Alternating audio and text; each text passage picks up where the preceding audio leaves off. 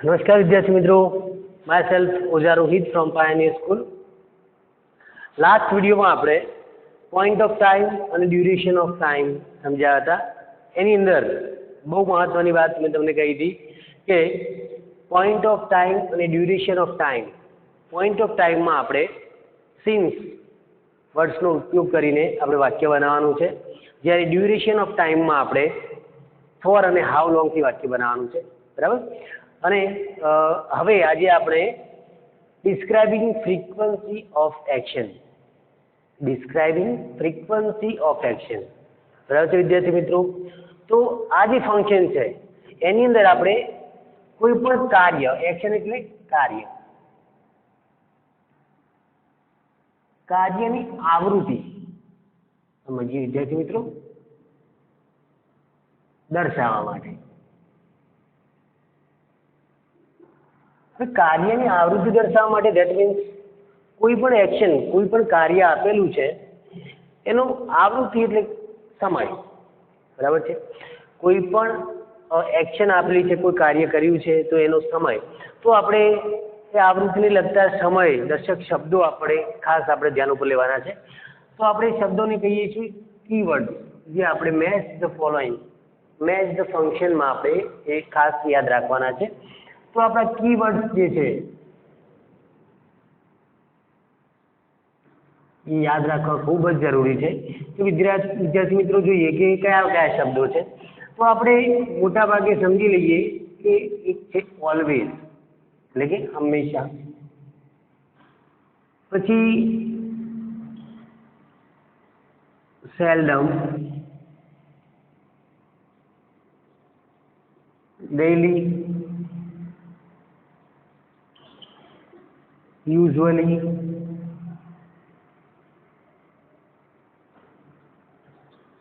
generally,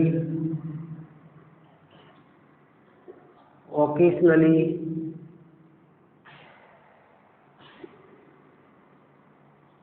never, often, okay.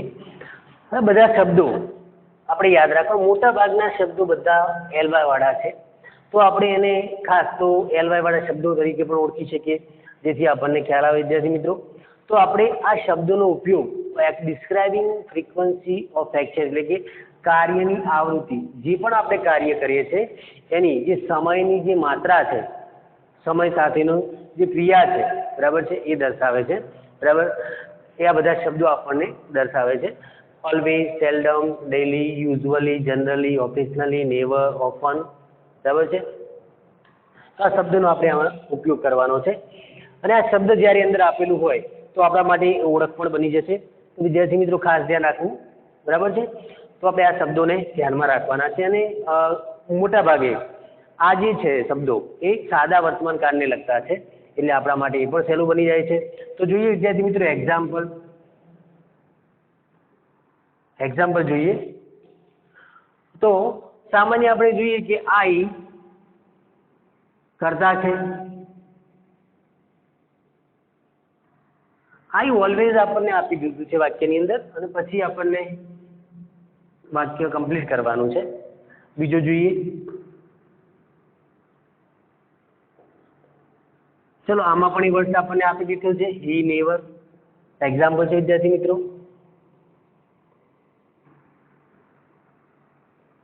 Okay.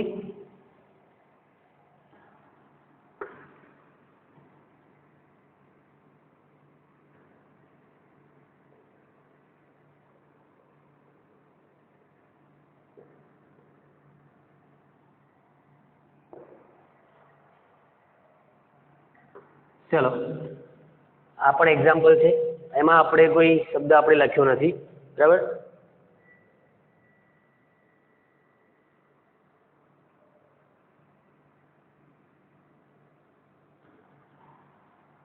Okay, my brother, વિદ્યાર્થી મિત્રો આપણે આ રીતે વાક્યને પૂર્ણ કરવાના છે, અને આપણે આ શબ્દ જે છે જે આપેલો છે એ આપણા માટે ઓળખ છે, બરાબર છે। નથી આપેલું એ શબ્દ જે અધૂરું છે એની અંદર આપણે આ શબ્દ મતલબ વર્ડ્સનો કીવર્ડ્સનો ઉપયોગ કરીને આપણે ડિસ્ક્રાઇબિંગ ફ્રીક્વન્સી ઓફ એક્શનને કમ્પ્લીટ કરવાનું છે, ઓકે।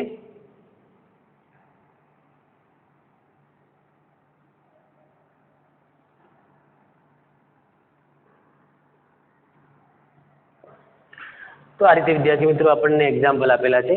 આઈ ઓલવેઝ, બીજું એક્ઝામ્પલ છે he never, parking, dogs, my brother, Narendra. આ રીતે આપણને બધામાં કંઈક બાબતો આપી છે. તો એ પહેલા વાક્યમાં આઈ ઓલવેઝ શબ્દ આપેલો છે. તો આપણે હું હંમેશા કઈ ક્રિયા દર્શાવે છે. તો આપણે કોઈ પણ જગ્યાએ જવાનું, કંઈ પણ કાર્ય કરવાનું હોય તો એની જે આવૃત્તિ છે આપણને ઓલરેડી અંદર આપી દીધી છે, ઓલવેઝ. ઓકે, તો આપણે લખીએ I always speak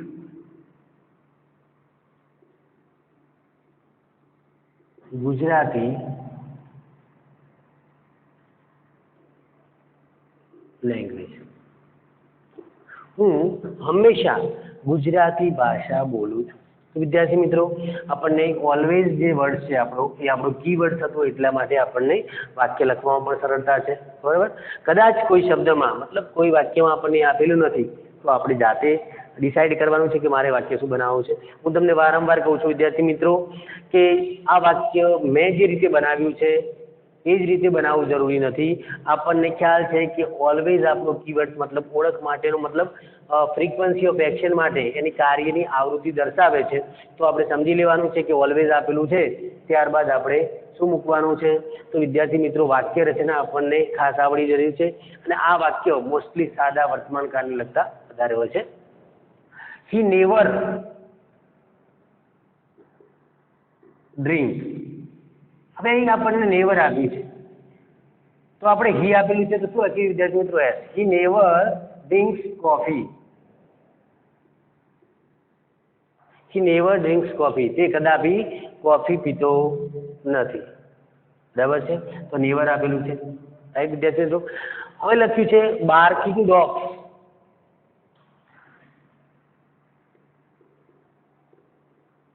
સેલ્ડમ byte. Okay, બહુવચનમાં છે. બાર્કિંગ ડોગ્સ લખ્યું છે. ભસતા કૂતરાઓ ભાગ્યે જ, સેલ્ડમ એટલે ભાગ્યે જ, બાઇટ એટલે કરડે છે. મતલબ આપણે સમજાય છે વિદ્યાર્થી મિત્રો કે બાર્કિંગ ડોગ્સ સેલ્ડમ ભાગ્યે જ, બરાબર, કરડે છે. તો આપણે આ રીતે પણ વાક્ય લખી શકીએ છીએ. તો સમજાય વિદ્યાર્થી મિત્રો આપણે શું લખ્યું છે? તો આમાં પણ આપણને નેવર આપેલું છે, આમાં સેલ્ડમ આપેલું છે, આમાં ક્રિયાપદ આપણે એ લખ્યું કરતા. ક્રિયા કેવી છે? બાર્કિંગ એટલે ભસતા કૂતરા, એટલે ક્રિયા ચાલુ વર્તમાન કાળના વર્બનો ઉપયોગ કર્યો છે આપણે. બરાબર છે. હવે જોઈએ આગળ. માય બ્રધર, જોઈએ કયા વર્ડનો આપણે ઉપયોગ કરીએ. My brother often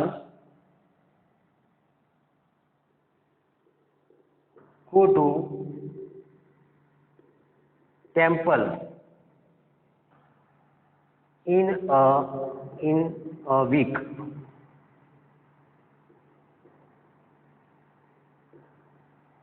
My brother often go to temple in a week. મારો ભાઈ ઓફન એટલે કોઈક વાર, મંદિર અઠવાડિયામાં કોઈક વાર મંદિરે જાય છે. તો વિદ્યાર્થી મિત્રો આપણે આ વાક્ય આગળ નથી લખતા તો પણ આપણને સમજાઈ જાય છે. વધારે આપણે લોંગ વાક્ય નથી લખવું તો પણ આ વાક્ય સાચું છે કે my brother often go to temple. મારો ભાઈ મતલબ કોઈક વખત જ મંદિર જાય છે. આ રીતે આપણે વાક્યને પૂરું કરવાનું છે વિદ્યાર્થી મિત્રો, અને એ પણ સાચું હોવું જોઈએ તો આપણને માર્ક્સ મળી શકે છે. હવે નરેન્દ્ર એક કરતા જ આપ્યું છે, આપણે જાતે ડિસાઈડ કરવાનું છે કે આપણે કયો શબ્દ લખવો છે. તો નરેન્દ્ર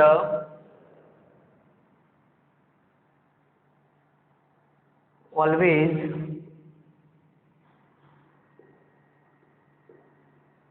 go to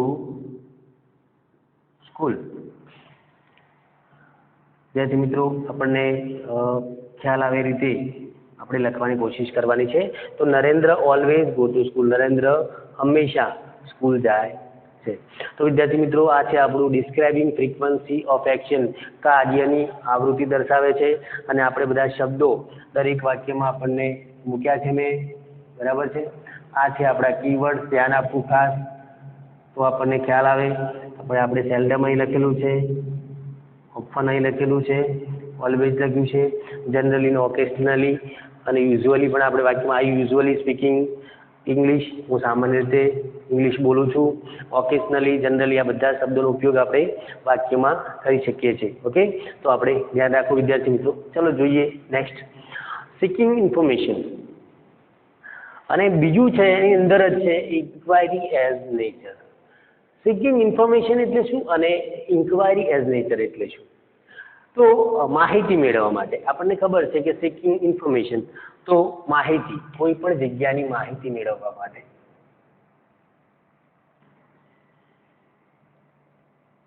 બરાબર છે. અને ઇન્ક્વાયરી એઝ નેચર બંને આપણે એના માટે જ વાપરીએ છીએ. બંને શબ્દો પૂછપરછ કરવા માટે વાપરીએ છીએ. અને બીજું શું કહેવાય છે? ઇન્ક્વાયરી એટલે પૂછપરછ કરવી. તો એવું કહેવાય છે કે વ્યવહારિક.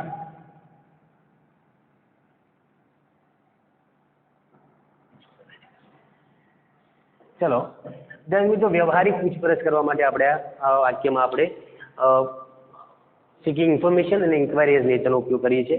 મતલબ કે WH વર્ડ્સ ઇન્ક્વાયરી કરવા માટે આપણે શેનો ઉપયોગ કરીએ છીએ? કોઈ પણ WH વર્ડ્સ વડે આપણે કોઈ પણ પ્રશ્ન પૂછી અને માહિતી મેળવી શકીએ છીએ. બીજું કે સાદા વર્તમાનકાળ, સાદા ભૂતકાળમાં આપણે સામાન્યતઃ યસ નો માં જવાબ મેળવવા માટે પણ WH વર્ડ સહાયકારકનો ઉપયોગ કરીને પણ પૂછપરછ કરી શકીએ છીએ. વિદ્યાર્થી મિત્રો, સિકિંગ ઇન્ફોર્મેશન એટલે કે માહિતી મેળવવા માટે, માહિતી કોઈ પણ જગ્યા કે કોઈ પણ વસ્તુની માહિતી મેળવવી હોય તો આપણે સિકિંગ ઇન્ફોર્મેશનથી વાક્ય બનાવેલું. અને મોટા ભાગે WH વર્ડ્સ હોય એટલે આપણને ખ્યાલ આવી જાય કે પાછળ પ્રશ્નાચિહ્ન જ હોય. ઓકે, તો આપણે આ ધ્યાન રાખવાનું છે. જોઈએ વિદ્યાર્થી મિત્રો, આપણે આના ઓળખ માટેના શબ્દો તો એક જ છે ખાસ, WH વર્ડ.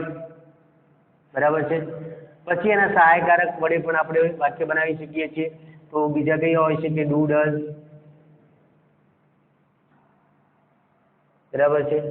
ડીડ થી પણ બને છે. તો યાદ રાખો વિદ્યાર્થી મિત્રો, do, does, did. Do you play hockey? તો જવાબ આપણને મળી જાય. ઓકે, તો આપણે આ રીતે વાક્ય લખવાનું રહેશે. તો WH, do, does plus did, whatever. Is she write a letter? શું તેણીની પત્ર લખી છે? Yes she is. આ રીતે પણ આપણે પ્રશ્ન પૂછીએ છીએ. ઓકે, પણ આપણે ધ્યાન રાખવાનું કે એ સિકિંગ ઇન્ફોર્મેશન એટલે WH વડે જ વાક્ય મોટા ભાગે WH વડે પૂછેલા હોય છે. ઓકે, તો જોઈએ વિદ્યાર્થી મિત્રો એક્ઝામ્પલ. અને આપણને WH વર્ડ્સની વાક્ય રચનાઓ જે છે એ કયા કયા વર્ડ્સમાં આપણે WH પછી કર્મ આવે છે. તો કયા કયા વિદ્યાર્થી મિત્રો? બરાબર છે. whose, which, how many, how much. આ 4 WH વર્ડ્સમાં આપણે કરતા પછી તરત કર્મ મૂકીએ છીએ. બરાબર છે. તો આપણે એ ધ્યાન રાખવાનું રહેશે. બરાબર. તો જોઈએ વિદ્યાર્થી મિત્રો પૂછપરછ આપણે કઈ રીતે કરીએ છીએ વાક્યની અંદર. તો એક્ઝામ્પલ જોઈએ છીએ.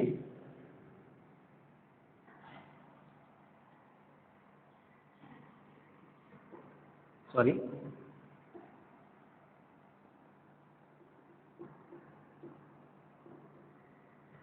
આપણને ઓનલી ફોર વોટ આપેલું છે. ચલો વિદ્યાર્થી મિત્રો, આપણે ખાસ પ્રશ્નાચિહ્ન કરવું પડશે, કેમ કે સિકિંગ ઇન્ફોર્મેશન એ ઇન્ક્વાયરી એઝ નેચરમાં મોટા ભાગે પ્રશ્નાર્થ વાક્યથી પ્રશ્ન પૂછાય છે. આ પ્રશ્નાચિહ્ન ખ્યાલ આવી જાય તો આપણે લખી દઈએ. ચલો જોઈએ, પ્રશ્ન પૂછવા માટે, માહિતી લેવા માટે.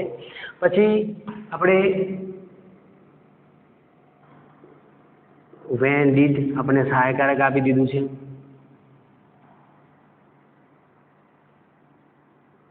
બરાબર છે. પછી આપણે ડઝ થી પણ પૂછી શકીએ. Does she. પછી આપણે હાઉ મેની થી પણ પૂછી શકીએ. ઓકે, અને આપણે ઘણા બધા WH વર્ડ છે તો આપણે એ રીતે પૂછી શકીએ છીએ. બરાબર વિદ્યાર્થી મિત્રો. તો વેર પછી આપણે ટુ બી નું રૂપ નથી લખતા અને સીધે સીધું વાક્ય બનાવીએ છીએ. મતલબ આપણને વાક્ય છે એ ઓલરેડી અધૂરું જ આપેલું હશે તો આપણે એને કમ્પ્લીટ કરવાનું છે. બરાબર. તો વાક્ય કમ્પ્લીટ કરવા માટે આપણા માટે બહુ મહત્વની બાબતો છે કે અધૂરું વાક્ય હોવું જરૂરી છે. બીજું કે આપણને વાક્ય રચના ખબર હોવી જોઈએ. તો કે વોટ, વેન, વેર. બરાબર. પછી વાય, હાઉ. આવા બધા શબ્દો છે. એના પછી તરત આપણે શું મૂકીએ છીએ? ટુ બી નું રૂપ કાળ પ્રમાણે. પછી જ્યારે વૂઝ, પછી whose પછી which, હાઉ મેની અને હાઉ મચ એના પછી તરત આપણે કર્મ લખીએ છીએ. ત્યારબાદ આપણે ટુ બીનું રૂપ મૂકવાનું છે કાળ પ્રમાણેનું. તો જોઈએ વોટ ઇઝ, મેં વોટ ઇઝ લખ્યું છે, તમે વોટ ડઝ, વોટ ડીડ, બરાબર, વોટ વોઝ, કોઈ પણ રીતે વાક્ય બનાવી શકો છો. વોટ ઇઝ ધીસ આઇટમ, આ વસ્તુ મતલબ આ આઇટમ શું છે, આ વસ્તુ શું છે, બરાબર છે.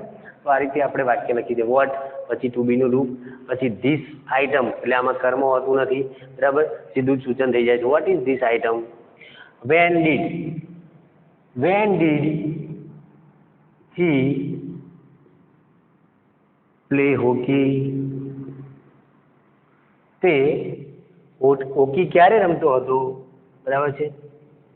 તો આપણને પ્રશ્ન કર્યો છે કે તે હોકી ક્યારે રમતો હતો. When did he play hockey, બરાબર છે. તો આપણે જવાબ આપીશું કે he played hockey in the morning, બરાબર છે. પણ આપણે કઈ જગ્યાએ જવાબ લખવાનો નથી, આપણે વાક્ય બંધ બેસતું કમ્પ્લીટ ધ ફંક્શનમાં કમ્પ્લીટ કરવાનું છે. Does she cook food. વિદ્યાર્થી મિત્રો, આપણને જેટલા સુધી વાક્ય આવડે છે એટલા સુધી આપણે કમ્પ્લીટ લખવાનું છે. ધોરણ 9 માટે છે એટલા માટે. તો જ્યાં સુધી આપણે કમ્પ્લીટલી વાક્ય પૂરું કરી શકીએ છીએ એટલા સુધી આપણે લખી દેવાનું છે. વધારાનું ઓવર રાઇટિંગ કરવાથી આપણો જવાબ ખોટો પણ પડી શકે છે. હાઉ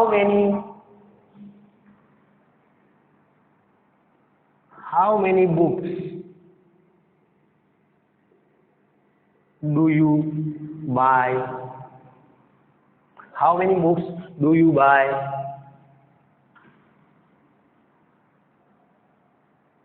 ચલો, how many books, કેટલી બુકો, do you buy, તમે કેટલી બુકો ખરીદી છે, તમે કેટલી ચોપડીઓ ખરીદી છે.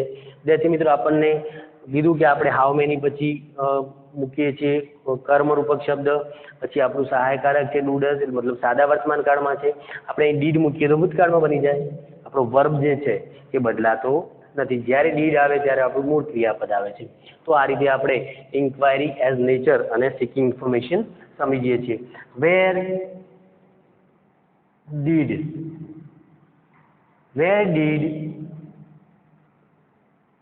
Nayan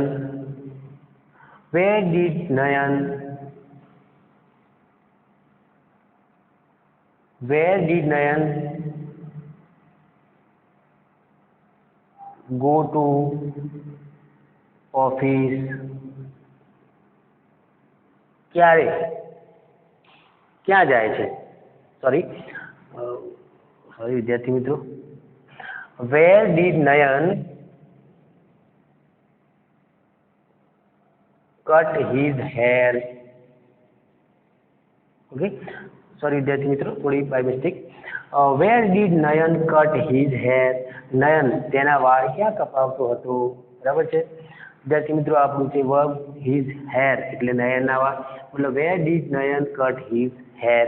આ રીતે આપણે વાક્ય પૂર્ણ કરવાનું છે. ભૂલ ના પડે એ રીતે શાંતિથી વાક્યને લખવાનું હોય છે. ટુ WH વર્ડ પ્લસ સહાયકારક કર્તા, પછી આપણું વર્બ છે, વર્બ ફોર્મ અને આપણું કર્મ, બરાબર છે.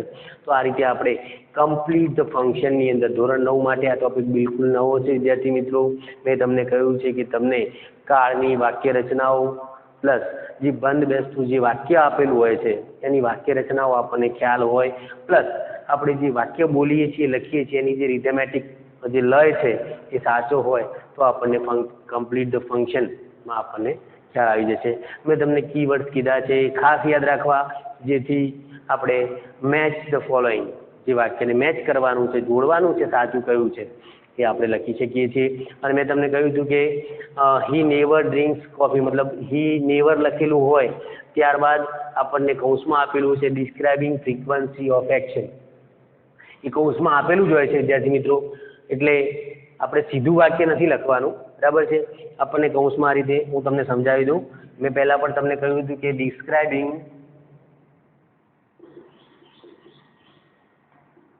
ફ્રીક્વન્સી ઓફ એક્શન, મતલબ આપણે વાક્યો 5 લખ્યા છે, પણ આપણો ટોપિક જે છે એ એક જ છે એટલા માટે મેં કૌંસમાં લખ્યું નથી. બાકી આ રીતે તમારા કૌંસમાં લખ્યું ડિસ્ક્રાઇબિંગ ફ્રીક્વન્સી ઓફ એક્શન અને હી નેવર લખેલું હશે અને તમારે કમ્પ્લીટ વાક્ય કરવાનું છે. બરાબર છે. તો વિદ્યાર્થી મિત્રો ખાસ ધ્યાનપૂર્વક તમારે આને તમારી નોટબુકમાં લખી લેવું. બરાબર છે. બરાબર. ગુજરાતી પણ સાથે લખવું એટલે તમને ખ્યાલ આવે. ઓકે. અને તમે સ્ક્રીનશોટ લઈ શકો છો. ખાસ તો પેલા થેન્ક યુ.